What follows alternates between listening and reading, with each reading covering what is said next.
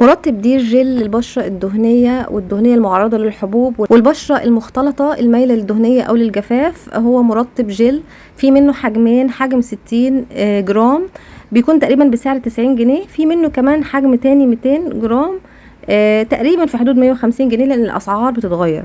هو في منه نوعين، في نوع للبشرة الجافة وده مش هتكلم عنه، هتكلم عن المخصص للبشره الدهنيه والمختلطه.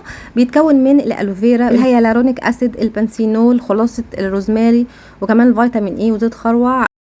طيب نيجي بقى الملمس وقوام مرطب دير. هو طبعا جل مائي، اول ما بتحطيه على بشرتك بتحسي ان هو بيتحول لميه. المفروض ان هو بيقولوا ان هو مش بيلزق، بس هو بيلزق في الاول خالص. انت عشان المشكله دي تحليها خلي بشرتك تكون مترطبه بشويه ميه، وكمان عشان تستفيدي من الهيالورونيك اسيد اللي فيه. كمان من المفضل ما تحطيش منه كميه كبيره علشان ما يبتديش يعمل لك تلزيقه كده على البشره ومظهر لامع قوي. وكمان لازم نخلي بالنا ان احنا لو كترنا الكميه هيبتدي البشره ما تمتصوش بشكل جيد، وهيبتدي ان هو يطلع لك حبوب تحت الجلد. مرطب دير مش بيفرول، مش بيعرق البشره، فيه نسبه عطر. طيب هو للوجه بس؟ لا، هو طبعا للوجه والرقبه وللجسم كله. ومرطب دير الازرق كمان ممكن ان احنا نستخدمه بديل للبرايمر.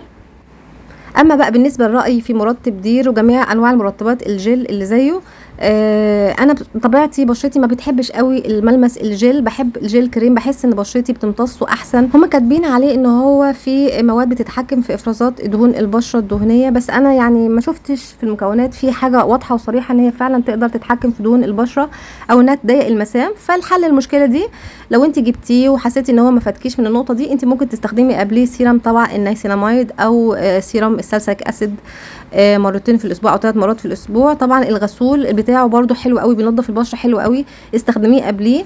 طب هو حلو ومناسب في الصيف، مش هيبقى حلو قوي لو انت بشرتك دهنيتها عاليه قوي، مش هيناسبك، مش هتحبيه. هتحبيه اكتر في الشتاء. بالنسبه للبشرات المختلطه اللي بتميل للجفاف طبعا هتحبه قوي، والبشرات المختلطه اللي بتميل للدهنيه برده هيبقى حلو، بس زي ما قلت لك حطي منه كميه بسيطه ما تكتريش. وفي المجمل كده انا شايفه ان هو هيكون مناسب اكتر في الشتاء عن الصيف.